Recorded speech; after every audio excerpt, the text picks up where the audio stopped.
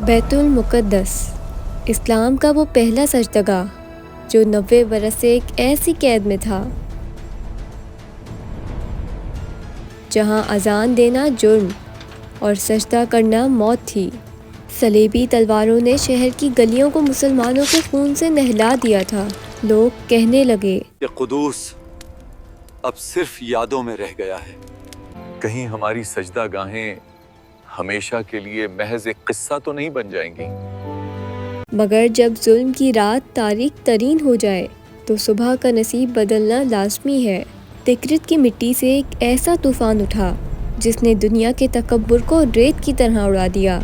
وہ شخص جس نے تاج و تخت کو نہیں، غیرت ابراہیم کو چنا، جس نے کہا تھا، میں کیسے مسکرا سکتا ہوں جبکہ القدس دشمنوں کے ہاتھوں میں ہے۔ یہ جنگ تخت کے لیے نہیں، یہ جنگ اس امانت کے لیے ہے جو اللہ نے ہمارے کندھوں پر رکھی ہے۔ جس نے تلوار سے پہلے دشمن کا ضمیر فتح کیا۔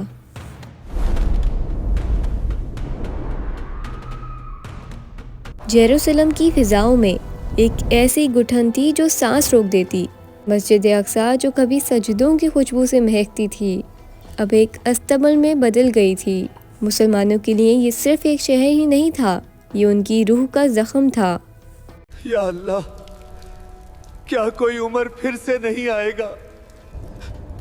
کیا یہ دیواروں پر لکھی ہماری داستان خاک میں مل جائے گی؟ یروشلم کی دیواروں کے پیچھے رینالڈ آف شٹیلیون جیسا سفاک حکمران بیٹھا تھا جو حاجیوں کو لوٹتا اور کہتا، تم لوگ میرا کچھ نہیں بگاڑ سکتے۔ اسے معلوم نہیں تھا کہ صحرا کی گہرائیوں میں ایک طوفان پرورش پا رہا ہے۔ صلاح الدین کوئی اتفاق نہیں تھا، وہ سلطان نور الدین زنگی کی محنت کا نتیجہ تھا۔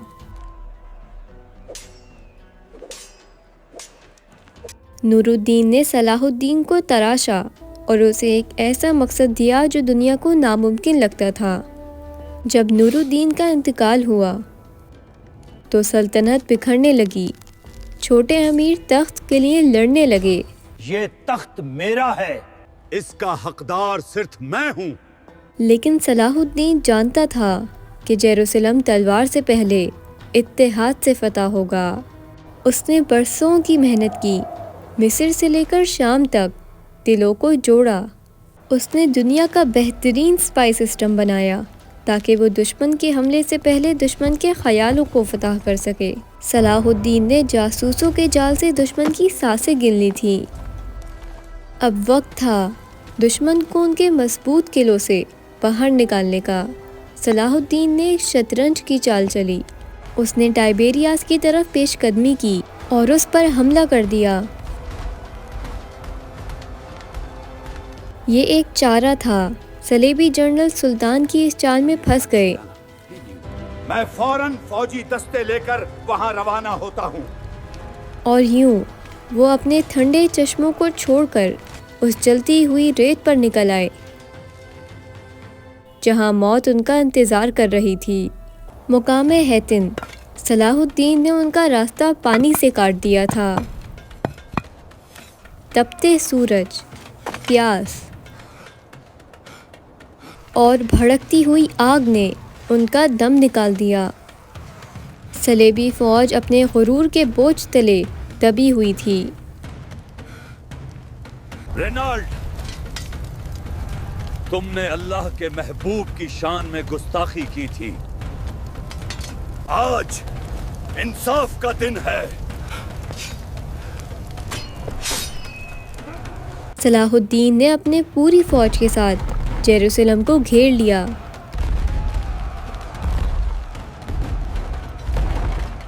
اس وقت یروشلم میں کوئی تخت نشین بادشاہ نہ تھا، صرف ایک آدمی تھا جو شہر کی آخری امید بن چکا تھا، بیلین نے سلطان کو دھمکی دی، اگر تم نے پیش قدمی نہ روکی تو اس شہر کے انجام کی ذمہ داری تم پر ہوگی۔ مگر صلاح الدین جذباتی نہیں، حکمت عملی والا انسان تھا۔ اگر تم نے رحم نہ کیا تو انجام بہت خوفناک ہوگا۔ میں وہ مرد مومن ہوں جو خون ریزی نہیں کرتا، बल्कि सुकून चाहता है। मैं तुम्हें वो अमन दूंगा जो तुम लोगों ने हमें कभी नहीं दिया। जब फतह यकीनी हो चुकी थी तो सुल्तान ने तलवार रोक ली और यूं सलाहुद्दीन ने बग़ैर खून रेज़ी करे जेरूसलम को फतह किया। जब सलाहुद्दीन मस्जिद अक़सा में दाखिल हुए तो उन्होंने अपने एक पुराना वादा पूरा किया।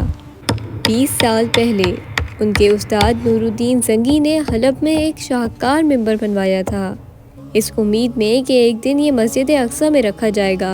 नूरुद्दीन ये दिन देखने के लिए ज़िंदा न रहे, मगर उनके सिपाही सलाहुद्दीन ने वो वादा पूरा कर दिया।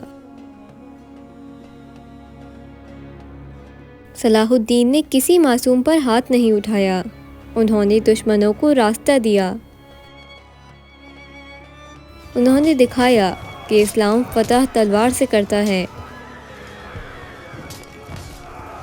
मगर हुकूमत किरदार से करता है। तारीख़ बादशाहों को भूल जाती है, मगर सलाहुद्दीन जैसे इंसान सदियों तक दिलों में ज़िंदा रहते हैं।